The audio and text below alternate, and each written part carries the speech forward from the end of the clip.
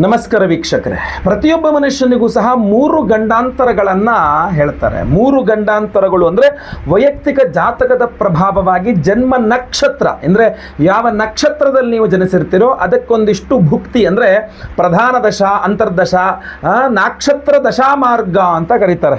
So ಆ ನಕ್ಷತ್ರ ದಶೆಯಲ್ಲಿ ನೀವು ಯಾವುದೋ ಒಂದು ದಶೆಯಲ್ಲಿ ಹುಟ್ಟಿರ್ತೀರ.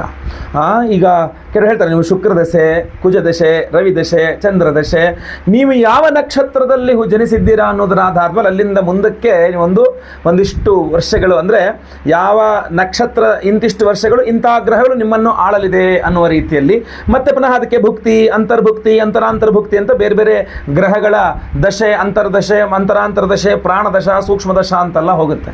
ಈಗ ಕೇಂದ್ರ ಸರ್ಕಾರ, ರಾಜ್ಯ ಸರ್ಕಾರ, ಆಮೇಲೆ ಜಿಲ್ಲಾಡಳಿತ, ಆಮೇಲೆ ತಾಲೂಕು, ಆಮೇಲೆ ಗ್ರಾಮ ಪಂಚಾಯಿತಿ ಎಲ್ಲ ಹಿಂಗೆ ಬರ್ತದಲ್ಲ, ಅದೇ ಥರ ಇಲ್ಲಿ ಮಹಾದಶ, ಅಂತರ್ದಶ, ಅಂತರಾಂತರದಶ.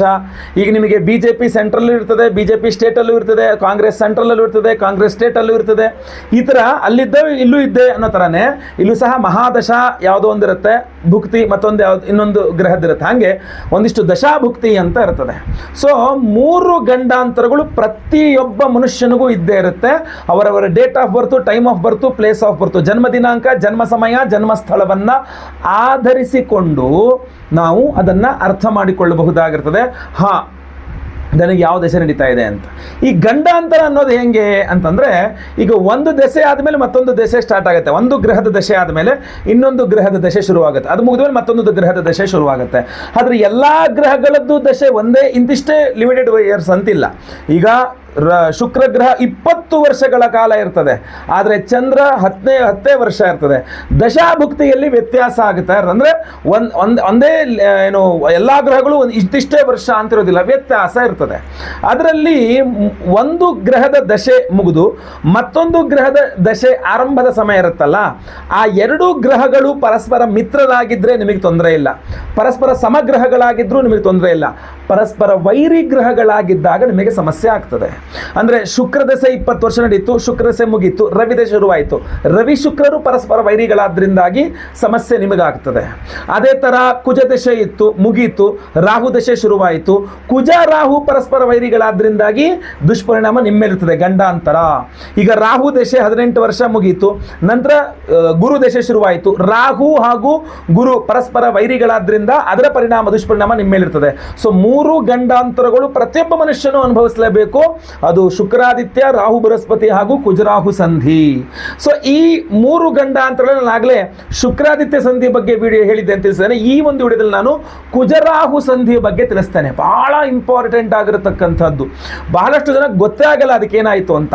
ನೋಡಿ, ಯಾರ್ದಾರು ಜೀವನದಲ್ಲಿ ಅನಿರೀಕ್ಷಿತ ಘಟನೆಯಲ್ಲಿ ದೊಡ್ಡ ಗಂಡಾಂತರ ಆಗುತ್ತೆ, ಅಂದರೆ ಆಕ್ಸಿಡೆಂಟ್ಸ್, ದೊಡ್ಡ ಪ್ರಮಾಣದಲ್ಲಿ ಆಕ್ಸಿಡೆಂಟ್ ಆಗ್ತಾರೆ, ಕಾಲು ಕಳ್ಕೊಳ್ತಾರೆ, ಕೈ ಕಳ್ಕೊಳ್ತಾರೆ, ದೊಡ್ಡದಾಗಿ ಸಮಸ್ಯೆಗಳಾಗುತ್ತೆ. ಜೀವನ ಆಕ್ಸಿಡೆಂಟ್ಗಿಂತ ಮೊದಲು, ಆಕ್ಸಿಡೆಂಟ್ ನಂತರ ಅನ್ನುವ ರೀತಿಯಲ್ಲಿ ಜೀವನ ಬದಲಾಗ್ತದೆ ಅಂತಂದರೆ ಅಲ್ಲಿ ಕುಜರಾಹು ಸಂಧಿ ಆಗಿರುವ ಸಾಧ್ಯತೆ ಇರ್ತದೆ. ಅಲ್ಲಿ ಒಂದು ಗಾದೆನೇ ಇದೆ, ಕುಜ ಕಾಡಿ ಬದುಕಿದವರಿಲ್ಲ, ಶನಿ ಕಾಡಿ ಸತ್ತವರಿಲ್ಲ ಅಂತ ಗಾದೆ ಇದೆ. ಆ ಥರ ಅಂತಹ ಡೇಂಜರಸ್ ಕುಜಗ್ರಹ. ಸೊ ಕುಜ ದಶೆ ಮುಗಿದು ರಾಹು ದಶೆ ಸ್ಟಾರ್ಟು ಅಂತಂದ್ರೆ ಆ ಕುಜರಾಹು ಸಂಧಿಯ ಸಮಯ ಇರ್ತದಲ್ಲ, ಆ ಸಂಧಿಯ ಕಾಲ ಬಹಳ ಡೇಂಜರಸ್ ಕಾಲ ಆಗಿರುತ್ತೆ. ನೀವು ಬಹಳ ಸೂಕ್ಷ್ಮವಾಗಿ ಅರ್ಥ ಮಾಡ್ಕೊಳ್ಬೇಕಾಗಿದ್ದು ವೈಯಕ್ತಿಕ ಜಾತಕ ನೋಡಿದ್ರೆ ಮಾತ್ರ ಗೊತ್ತಾಗ್ತದೆ, ಇಲ್ಲ ಅಂದ್ರೆ ಗೊತ್ತಾಗಲ್ಲ. ಯಾರಿಗೆ ಡೇಟ್ ಆಫ್ ಬರ್ತ್ ಇಲ್ಲ, ಟೈಮ್ ಆಫ್ ಬರ್ತ್ ಇಲ್ಲ, ಪ್ಲೇಸ್ ಆಫ್ ಬರ್ತ್ ಇಲ್ಲ, ಅವರಿಗೆ ಗೊತ್ತಿಲ್ಲ, ಅವ್ರಿಗೆ ಇದನ್ನೇನು ಹೇಳೋಕ್ಕಾಗಲ್ಲ. ಇದು 3 ಕರೆಕ್ಟಾಗಿ ಗೊತ್ತಿರೋರಿಗೆ ಮಾತ್ರ ನಾವು ಈ ಒಂದು ಸಂಧಿಕಾಲ ಇದೆಯಾ ಇಲ್ವಾ, ಯಾವಾಗಿದೆ, ಇದ್ರೆ ಯಾವಾಗ ಬರುತ್ತೆ ಅಥವಾ ಮುಗಿದೋಯ್ತಾ ಏನು ಅನ್ನುವಂಥ ತಿಳಿಸ್ಬೋದು. ಆ ಕುಜರಾಹು ಸಂಧಿಯ ಬಗ್ಗೆ ಹೇಳ್ತೇನೆ ವೀಕ್ಷಕರೇ. ಸ್ವತಃ ನಾನೇ ಅದಕ್ಕೆ ಅನುಭವಿಸಿದ್ದೇನೆ, ಆ ಕಷ್ಟವನ್ನು ಅನುಭವಿಸಿದ್ದೇನೆ. ಆ ಕುಜರಾಹು ಸಂಧಿಯ ಶಾಂತಿ ಮಾಡಿಸಿದ ಮೇಲೂ ಸಹ ನಾವು ಆಗ ಸ್ವಲ್ಪ ಆರ್ಥಿಕವಾಗಿ ಕಷ್ಟ ಇದ್ದಿದ್ದರಿಂದ ದೊಡ್ಡ ಪ್ರಮಾಣದಲ್ಲಿ ಮಾಡಿಸೋಕ್ಕಾಗಿರಲಿಲ್ಲ. 2004ನೇ ಇಸ್ವಿ ನಾನು ಮಾತಾಡ್ತಿರೋದು. ನನಗೆ ಕುಜರಾಹು ಸಂಧಿ ಇತ್ತು, ಸಂಧಿ ಶಾಂತಿ ಮಾಡಿಸಿದ್ರು, ಆದರೂ ಕೂಡ ಜಪ ಸಹಿತವಾಗಿ, ದಾನಗಳ ಸಹಿತವಾಗಿ ದೊಡ್ಡದಾಗಿ ಮಾಡೋಕ್ಕಾಗಲಿಲ್ಲ.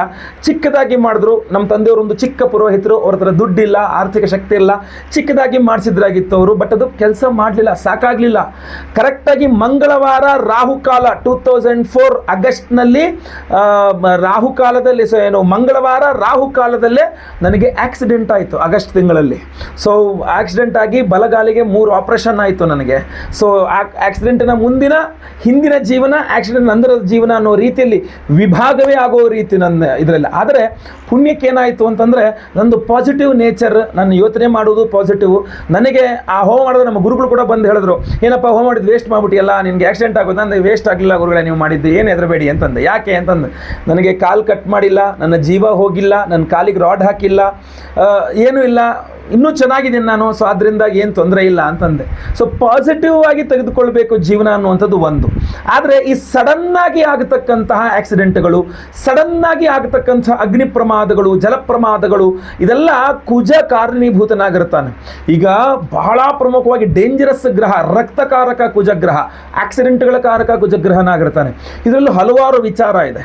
ನಿಮ್ಮ ವೈಯಕ್ತಿಕ ಜಾತಕದಲ್ಲಿ ಕುಜ ಎಲ್ಲಿದ್ದಾನೆ, ರಾಹು ಎಲ್ಲಿದ್ದಾನೆ, ಡೇಂಜರ್ ಯಾವಾಗ ಗೊತ್ತಾ, ಇಬ್ಬರು ಒಟ್ಟಿಗೆ ಇದ್ದಾಗ. ಅಥವಾ ನಿಮ್ಮ ವೈಯಕ್ತಿಕ ಜಾತಕದಲ್ಲಿ ಕುಜ ಕರ್ಕದಲ್ಲಿ ನೀಚನಾಗಿದ್ದರೆ, ಅಥವಾ ಮಕರದಲ್ಲಿ ಉಚ್ಚನಾಗಿದ್ದರೆ, ಲಗ್ನದಲ್ಲೋ ರಾಶಿ ಜೊತೆಗೋ ಕುಜ ಇದ್ದರೆ, ರಾಹುವಿನಿಂದ ದೃಷ್ಟನಾಗಿದ್ದರೆ, ರಾಹು ಜೊತೆಗೆ ಇದ್ದರೆ ಬಹಳ ಡೇಂಜರಸ್ ಆಗೋ ಸಾಧ್ಯತೆಗಳಿರ್ತವೆ. ಯಾಕೆಂದರೆ ಕುಜರಾಹು ಜಾತಕದಲ್ಲೂ ಇದಾಗಿದ್ದಾರೆ, ಯೋಗದಲ್ಲಿದ್ದಾರೆ, ಜೀವನದಲ್ಲೂ ಕುಜರಾಹು ಸಂಧಿನೇ ಬಂದಿದೆ ಅಂತಂದಾಗ ಬಹಳ ಡೇಂಜರಸ್ ಆಗಿರುತ್ತೆ. ಸೊ ಕುಜರಾಹು ಸಂಧಿ ಇದೆಯಾ ಇಲ್ವಾ ಅನ್ನುವಂಥದ್ದು ಒಮ್ಮೆ ವೈಯಕ್ತಿಕ ಜಾತಕದಲ್ಲಿ ಪರಿಶೀಲನೆ ಮಾಡಿಸ್ಕೊಳ್ಬೇಕು. ತುಂಬ ಒಂದು 6 ತಿಂಗಳಿಂದ ಈಚೆಗೆ ತುಂಬ ಗಾಡಿ ಓಡಿಸ್ಬೇಕಾದ್ರೆ ಬಿದ್ದು ಗಾಯ ಮಾಡ್ಕೊಳ್ತಾ ಇದ್ದೀರಾ, ಅಥವಾ ಏನಾದ್ರು ಹೆಚ್ಚಬೇಕಾದ್ರೆ ಶರೀರದಿಂದ ರಕ್ತಪಾತ ಆಗ್ತಾನೇ ಇದೆ, ಚಿಕ್ಕ ಪುಟ್ಟ ಜಗಳ ಮನಸ್ತಾಪಗಳು ಆಗ್ತಾನೇ ಇದೆ, ಹೊಡೆದಾಟ ಬಡದಾಟಗಳಿಗೆ ಹೋಗ್ತಾ ಇದೆ, ಅಥವಾ ಕೋರ್ಟು ಕಚೇರಿಗೆ ಮೆಟ್ಲು ಹತ್ತುವ ಅಂದರೆ ದೊಡ್ಡಾದರೆ ಕೋರ್ಟು ಕಚೇರಿವರೆಗೂ ಹೋಗ್ಬಿಡ್ಬೋದು ಈ ಸಮಸ್ಯೆ ಅಂತ ಅನಿಸ್ತಾ ಇದೆ. ಕುಜರಾಹು ಸಂಧಿ ಕಾಲದಲ್ಲಿ ಇಂಥವೆಲ್ಲ ಆಗ್ತಾ ಇರ್ತದೆ. ಸೊ ಇದು ಬಹಳ ಡೇಂಜರಸ್ ಆದ್ದರಿಂದ ಅದು ವೈಯಕ್ತಿಕ ಜಾತಕ ನೋಡಿದ್ರೆ ಮಾತ್ರ ಗೊತ್ತಾಗ್ತಕ್ಕಂಥದ್ದು. ಸಾಮಾನ್ಯವಾಗಿ ಈ ಸಂಕಟ ಬಂದಾಗ ವೆಂಕಟರಮಣ ಅಂತ, ನಮಗೆ ಕಷ್ಟ ಬಂದಾಗ ಮಾತ್ರ ನಾವು ಹೋಗ್ತಕ್ಕಂಥದ್ದು ಪರಿಹಾರಕ್ಕೆ. ಸುಮ್ಮನೆ ಡಾಕ್ಟ್ರೇ ಚೆನ್ನಾಗಿದ್ದೀರಾ ಅಂತ ಕೇಳ್ಕೊಂಡು ಹೋಗಿ ಬಂದೆ ಅಂತ ಯಾರು ಆಸ್ಪತ್ರೆಗೆ ಹೋಗಲ್ವಲ್ಲ. ಸೊ ಆ ಕೆಮ್ಮು, ಜ್ವರ, ನೆಗಡಿ, ಮತ್ತೊಂದು ಇನ್ನೊಂದು ಬಂದ್ಮೇಲೆ ಆಸ್ಪತ್ರೆಗೆ ಹೋಗೋದಲ್ವಾ. ಸೊ ಹಾಗೆ ಸಮಸ್ಯೆಗಳು ಬಂದ ಮೇಲೇ ಹೋಗ್ತಕ್ಕಂಥದ್ದು ಜ್ಯೋತಿಷಿಗಳ ಹತ್ರ ಆಗ್ಬಿಡುತ್ತೆ.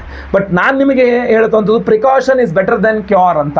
ಸೊ ಅದರಿಂದ ಶುಕ್ರಾದಿತ್ಯ ಅಥವಾ ರಾಹು ಬೃಹಸ್ಪತಿ ಅಥವಾ ಕುಜರಾಹು ಯಾವುದೇ ತಿಳ್ಕೊಳ್ಬೇಕು ಅಂದರೆ ವೈಯಕ್ತಿಕ ಜಾತಕ ನೋಡಬೇಕು. ನೀವು ಒಮ್ಮೆ ನೇರ ಭೇಟಿನೋ ಅಥವಾ ಫೋನ್ ಕನ್ಸಲ್ಟೇಷನೋ ತಗೊಂಡು ನಿಮ್ಮ ವೈಯಕ್ತಿಕ ಜಾತಕ ಪರಿಶೀಲನೆ ಮಾಡಿಸ್ಬಿಟ್ಟು ನಿಮ್ಮ ಕುಟುಂಬದಲ್ಲಿ ಯಾರಿಗಾದರೂ ಕುಜರಾಹು ಸಂಧಿ ಇದೆಯಾ, ಸದ್ಯದಲ್ಲೇ ಇದೆಯಾ, ಇನ್ನೊಂದು 6 ತಿಂಗಳಿಗೋ 1 ವರ್ಷಕ್ಕೋ 2 ವರ್ಷಕ್ಕೋ ಪ್ರಿಪೇರ್ ಆಗೋಣ.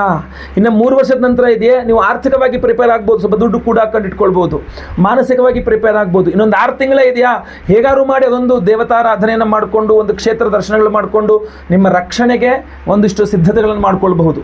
ಸೊ ಅದರಿಂದ ಕುಜರಾಹು ಸಂಧಿ ಇದೆಯಾ ಇಲ್ವೋ ಅನ್ನುವಂಥದ್ದಾಗಲಿ, ಯಾವುದೇ ಸಂಧಿ ಇದೆಯಾ ಇಲ್ವೋ ಅನ್ನುವಂಥದ್ದಾಗಲಿ ವೈಯಕ್ತಿಕ ಜಾತಕ ನೋಡಬೇಕಾಗತ್ತೆ. ಕುಜರಾಹು ಸಂಧಿಯಲ್ಲಿ ಭೂಮಿಗೆ ಸಂಬಂಧಪಟ್ಟಂತಹ ಜಗಳಮನಸ್ತಾಪಗಳು ಬಂದ್ಬಿಡುತ್ತೆ, ರಕ್ತಕ್ಕೆ ಸಂಬಂಧಪಟ್ಟಂತಹ ಶರೀರದಲ್ಲಿ ಆರೋಗ್ಯ ಬಾಧೆಗಳು ಬರಬಹುದು. ನನಗೆ ಆದ ರೀತಿಯಲ್ಲಿ 2004 ನನಗಾಗಿತ್ತೇನೋ ಆಕ್ಸಿಡೆಂಟ್ ಆಗಿತ್ತು, ಆ ಥರ ಆಕ್ಸಿಡೆಂಟ್ಗಳಾಗಬಹುದು, ಹೇಳಲಿಕ್ಕಾಗಲ್ಲ. ಯಾಕಂದರೆ ನಾನು ಅನುಭವಿಸಿದ್ದೇನೆ, ಅದು ಇನ್ನೊಬ್ರು ಅನುಭವಿಸಬಾರ್ದು ಅನ್ನುವ ಕಾರಣಕ್ಕೆ ಹೇಳ್ತಾ ಇದ್ದೇನೆ. ಸೊ ಕುಜರಾಹು ಸಂಧಿ ಇಲ್ಲ ಅಂತಾದರೆ ತೊಂದರೆ ಇಲ್ಲ, ಕುಜರಾಹು ಸಂಧಿ ಇದೆ ಅಂತಾದರೆ ಮಾತ್ರ ಅದು ತುಂಬ ಡೇಂಜರಸ್ ಆಗಿರುತ್ತೆ. ಅದಕ್ಕೆ ತತ್ಕಾಲದಲ್ಲಿ ಸರಿಯಾಗಿ ಪರಿಹಾರಗಳು ಮಾಡ್ಕೊಳ್ಬೇಕಾಗತ್ತೆ. ಇದರಲ್ಲಿ ಏನಾಗ್ಬಿಡುತ್ತೆ ಅಂದರೆ, ಬಹಳಷ್ಟು ಜನಕ್ಕೆ ಆ ಕುಜರಾಹು ಸಂಧಿ ಕಾಲದಲ್ಲಿ ಏನೂ ಆಗಲ್ಲ. ಯಾಕೆಂದರೆ ಎಲ್ಲೋ ಒಂದು ದೇವಸ್ಥಾನಕ್ಕೆ ಹೋಗಿ ಬಂದಿರ್ತಾರೆ, ಯಾವುದೋ ಒಂದು ತೀರ್ಥ ಪ್ರಸಾದ ಸೇವನೆ ಏನೋ ಒಂದು, ಒಟ್ಟು ಆ ಟೈಮಲ್ಲಿ ಕಾಪಾಡ್ಬಿಡುತ್ತೆ ದೇವರು ಅಂತಂದ್ರು.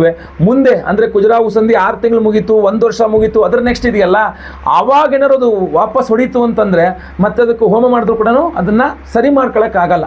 ಸೊ ಅದರಿಂದ ಆ ಕುಜರಾಹು ಸಂಧಿ, ಯಾಕೆಂದರೆ ನನ್ನ ಕೇಸ್ನಲ್ಲಿ ನನಗೆ ಸಂಧಿ ಶಾಂತಿ ಮಾಡಿಸಿಯೂ ನಾವು ಒಂದು ಸ್ವಲ್ಪ ಅಂದರೆ ದೊಡ್ಡ ಪ್ರಮಾಣದಲ್ಲಿ ಆಗೋದು, ಚಿಕ್ಕ ಪ್ರಮಾಣದಲ್ಲಾದರೂ ನನಗಂತೂ ಆಕ್ಸಿಡೆಂಟ್ ಆಯಿತು. ನನ್ನ ಸ್ನೇಹಿತರ ವಿಚಾರಕ್ಕೆ ಬಂದಾಗ, ನನ್ನ ಕ್ಲಾಸ್ಮೇಟ್ ವಿಚಾರಕ್ಕೆ ಬಂದಾಗ ಅವ್ರಿಗೂ ಕುಜರಾಹು ಸಂಧಿ ಇತ್ತು, ಬಟ್ ಅವ್ರಿಗೆ ಅದು ಮಾಡಿಸ್ಲಿಕ್ಕೆ ಆಗಿಲ್ಲ. ಬಟ್ ಆ ಟೈಮಲ್ಲಿ ಒಂದೊಂದು ದೊಡ್ಡ ದೇವಸ್ಥಾನದಲ್ಲಿ ಇದ್ದಿದ್ದರಿಂದ ಅವರು, ಸೊ ಅವ್ರಿಗೇನು ಪ್ರಾಬ್ಲಮ್ಮೇ ಆಗಲಿಲ್ಲ. ಆದರೆ ಅಲ್ಲಿಂದ ಬಿಟ್ಟು ಹೊರಗೆ ಬಂದು ಬೆಂಗಳೂರಿನಲ್ಲಿ ಜೀವನ ನಡೆಸಲಿಕ್ಕೆ ಶುರು ಮಾಡಿದ ಮೇಲೆ ದೊಡ್ಡ ಅನಾಹುತಗಳು ಆಗೋಯ್ತು, ಆಮೇಲೆ ಬೇರೆ ಏನೋ ಸಮಸ್ಯೆ ಆಗೋಯ್ತು ಅವ್ರು ಪರ್ಸ್ನಲ್ ಆಗಿ. ಬಟ್ ಯಾಕೆಂದರೆ ಆ ಕುಜರಾಹು ಸಂಧಿ ಶಾಂತಿ ಆ ಟೈಮಲ್ಲಿ ಅವ್ರಿಗೆ ಮಾಡಿಸ್ಲಿಕ್ಕೆ ಆಗಲಿಲ್ಲ. ಸೊ ಅದರಿಂದ ಹಲವಾರು ರೀತಿಯಲ್ಲಿ ಸಮಸ್ಯೆಗಳು ಬಂದುಬಿಡ್ತು. ಅದು ನೀವು ಮಾಡಿಸೋದು ಬಿಡೋದು, ಅದು ಮಾಡಿಸೋದು ಪರಿಹಾರದ ವಿಚಾರವಾಗಿ ಮಾಡಿಸ್ತಕ್ಕಂಥದ್ದು. ಅದು ಕೊಡೋ ಸಮಸ್ಯೆ ಕೊಟ್ಟೇ ಕೊಡುತ್ತೆ. ನಾವು ಅದನ್ನು ಕೊರಳಲ್ಲಿ ಹೋಗುವುದು ಬೆರಳಲ್ಲಿ ಹೋಯಿತು ಅನ್ನೋ ರೀತಿ ಅದನ್ನು ಅದರ ಪ್ರಮಾಣವನ್ನು ಕಡಿಮೆ ಮಾಡುವಂತಹ ಪ್ರಯತ್ನವನ್ನಾದರೂ ಮಾಡಬೇಕು. ಅದಕ್ಕೆ ಹೇಳೋದು, ನಿಮ್ಮ ಜೀವನದಲ್ಲಿ ಸಡನ್ನಾಗಿ ಆಗುವ ಬದಲಾವಣೆಗಳ ಬಗ್ಗೆ ಗಮನ ಇರಬೇಕು. ಗಾಡಿ ಓಡಿಸ್ತಾ ಇದ್ದಾರೆ, ಆಗಾಗ ಬೀಳ್ತಾ ಇದ್ದಾರೆ, ಆಗಾಗ ಗಾಯಗಳಾಗ್ತಾ ಇದೆ, ಆಗಾಗ ಜಗಳ ಮನಸ್ತಾಪಗಳಾಗ್ತಾ ಇದೆ, ಆಗಾಗ ಮೇಲಿಂದ ಮೇಲೆ ಆರೋಗ್ಯ ಬಾಧೆಗಳಾಗ್ತಾ ಇದೆ. ವೈಯಕ್ತಿಕ ಜಾತಕ ಪರಿಶೀಲನೆ ಮಾಡಿಸ್ಬೇಕು. ಯಾಕಂದರೆ ಮನೆಯಲ್ಲಿ ನೀವು ಗಂಡ, ಹೆಂಡತಿ, ಮಕ್ಕಳು, ಅಪ್ಪ, ಅಮ್ಮ, ದೊಡ್ಡಪ್ಪ ಎಲ್ಲರೂ ಇರ್ತಿರಲ್ಲ, ಯಾರ್ದಾರು ಒಬ್ಬರು ಜೀವನದ ಜಾತಕದಲ್ಲಿ ಕುಜರಾಹು ಸಂಧಿ ಇರಬಹುದು. ಇನ್ನೊಂದು ಏನಾಗ್ಬಿಡುತ್ತೆ ಅಂದರೆ, ಕೆಲವರು ಯಾರಿಗೋ ಈಗ ಮಕ್ಕಳಿಗಿರುತ್ತೆ ಎಫೆಕ್ಟ್ ಅಪ್ಪಂಗೆ ಆಗ್ತಾ ಇರುತ್ತೆ, ಅಪ್ಪನಿಗಿರುತ್ತೆ ಎಫೆಕ್ಟ್ ಮಕ್ಕಳ ಮೇಲೆ ಆಗ್ತಾ ಇರುತ್ತೆ, ಗಂಡನಿಗಿರುತ್ತೆ ಎಫೆಕ್ಟ್ ಹೆಂಡ್ತಿಗೆ ಆಗ್ತಾ ಇರುತ್ತೆ, ಹೆಂಡ್ತಿಗಿರುತ್ತೆ ಎಫೆಕ್ಟ್ ಗಂಡಂಗೆ ಆಗ್ತಾ ಇರುತ್ತೆ ಒಂದ್ಸಲ. ಸೊ ಹಾಗೂ ಕೂಡ ಒಂದು ಕುಟುಂಬದಲ್ಲಿ ವ್ಯತ್ಯಾಸಗಳಾಗ್ಬಿಡುತ್ತೆ. ಸೊ ಯಾರಿಗೇ ಇರಲಿ ವೈಯಕ್ತಿಕ ಜಾತಕವನ್ನೊಮ್ಮೆ ಪರಿಶೀಲನೆ ಮಾಡಿಸಿ. ಕುಜರಾಹು ಸಂಧಿ, ಇನ್ನು ಕುಜರಾಹು ಸಂಧಿ ಇರತಕ್ಕಂಥವರು ಕಡ್ಡಾಯವಾಗಿ ಕುಜರಾಹು ಸಂಧಿ ಶಾಂತಿಯನ್ನು ಮಾಡಿಸಬೇಕು. ಈ ಮಂಗಳವಾರಗಳಲ್ಲಿ ತೊಗರಿ ಬೇಳೆಯನ್ನು, ಶನಿವಾರಗಳಲ್ಲಿ ಉದ್ದಿನ ಬೇಳೆಯನ್ನು ದಾನ ಮಾಡಬೇಕು. ಸುಬ್ರಹ್ಮಣ್ಯ ಕ್ಷೇತ್ರ ಹಾಗೂ ದುರ್ಗಾ ಅಮ್ಮನವರ ಕ್ಷೇತ್ರಗಳಿಗೆ ಹೋಗಿ ದರ್ಶನ ಮಾಡ್ಕೊಂಡು ಬರಬೇಕು. ಎತ್ತು ಒಂದು ಗೋಪೂಜೆ, ಅದರಲ್ಲಿ ಎತ್ತನ್ನು ಮಂಗಳವಾರ ದಿವಸ ಎತ್ತಿಗೆ ಹೋಗಿ ಪೂಜೆ ಮಾಡ್ಕೊಂಡು ಬರತಕ್ಕಂಥದ್ದು. ಎಲ್ಲರೂ ಗೋದಾನ ಅಂತ ಇದ್ದರೆ ಅಲ್ಲ, ಎತ್ತನ್ನು ದಾನ ಮಾಡ್ತಕ್ಕಂಥದ್ದು, ನಾಟಿ ಹಸು ಎತ್ತಿರ್ತಲ್ಲ, ಎತ್ತನ್ನು ದಾನ ಮಾಡ್ತಕ್ಕಂಥದ್ದು ಬಹಳ. ಬಸವ ಅಂತೀವಲ್ಲ, ಬಸವನ್ನ ನೀವು ಗೋದಾನದಲ್ಲಿ ಬಸವನ್ನ ಬಿಡ್ತಕ್ಕಂಥದ್ದೆಲ್ಲ ಇರ್ತದೆ. ಅದು ಶಕ್ತ್ಯಾನುಸಾರ, ಅವರವ್ರ ಶಕ್ತ್ಯಾನುಸಾರ ಅಟ್ಲೀಸ್ಟ್ ಹೋಗಿ ಒಂದು ಗೋಪೂಜೆ ಮಾಡ್ಕೊಂಬನ್ನಿ ಅಂತ ನಾನು ಹೇಳ್ತೇನೆ. ಸೊ ಆ ತರಹ ಕುಜರಾಹು ಸಂಧಿಯಲ್ಲಿರ್ತಕ್ಕಂಥವ್ರು ವಾಹನ ಚಾಲನೆ ಮಾಡಬಾರ್ದು.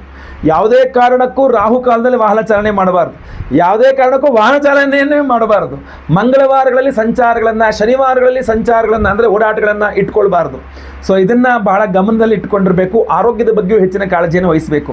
ವೈಯಕ್ತಿಕ ಜಾತಕ ನೋಡಿದಾಗ ಕುಜರಾಹು ಸಂಧಿ ಏನಿದೆ, ಎತ್ತ, ಯಾವಾಗ ಎಲ್ಲದೂ ಸಹ ಇದ್ರ ಬಗ್ಗೆ ನಾವು ತಿಳಿಸ್ಬೋದು. ಅದಕ್ಕೆ ಸಡನ್ನಾಗಿ ಆಗತಕ್ಕಂಥ ಬದಲಾವಣೆಗಳನ್ನು ಗಮನಿಸಿ ಏನೇ ಸಮಸ್ಯೆಗಳಾಗಬಹುದು ಅಂತ ನಿಮಗೆ ಒಂದು 6 ಸೆನ್ಸ್ ಹೇಳ್ತಾ ಇದ್ದಾಗ ಕೂಡಲೇ ವೈಯಕ್ತಿಕ ಜಾತಕವನ್ನು ಪರಿಶೀಲನೆ ಮಾಡಿಸ್ಕೊಂಡು ಆ ಸಮಸ್ಯೆಗೆ ಏನು ಪರಿಹಾರ ಅನ್ನತಕ್ಕಂಥದ್ದನ್ನು ಮಾಡಿಕೊಂಡ್ರೆ ಒಳ್ಳೆಯದು, ಆಯ್ತಲ್ವಾ? ಸೊ ಒಳ್ಳೆಯದಾಗಲಿ. ವಿಡಿಯೋ ಇಷ್ಟದ ಬಿಟ್ಟು ಲೈಕ್ ಮಾಡ್ಲಿಕ್ಕೆ ಮರಿಬೇಡಿ. ವಾಟ್ಸಪ್, ಫೇಸ್ಬುಕ್, ಮೆಸೆಂಜರ್, ಟೆಲಿಗ್ರಾಮ್ ಎಲ್ಲ ಕಡೆ ಸಾಮಾಜಿಕ ಜಾಲತಾಣಗಳಲ್ಲಿ ಶೇರ್ ಮಾಡ್ಲಿಕ್ಕೆ ಮರಿಬೇಡಿ. ಸಬ್ಸ್ಕ್ರೈಬ್ ಮಾಡ್ಕೊಳ್ಳಿ, ನಮ್ಮ ಚಾನಲ್ ಸಬ್ಸ್ಕ್ರೈಬ್ ಮಾಡ್ಕೊಂಡು ಬೆಲ್ ಬಟನ್ ಹೊತ್ಕೊಂಡು ಆಲ್ ಅಂತ ಮಾಡ್ಲಿಕ್ಕೆ ದಯವಿಟ್ಟು ಮರಿಬೇಡಿ. ಮುಂದಿನದಲ್ಲಿ ಮತ್ತೆ ಪುನಃ ಸಿಗ್ತೇನೆ. ಎಲ್ಲರಿಗೂ ಸಹ ಒಳ್ಳೆಯದಾಗಲಿ. ಲೋಕ ಸಮಸ್ತ ಸುಖಿನೋ ಭವಂತು. ನಾರಾಯಣ ನಾರಾಯಣ ನಾರಾಯಣ.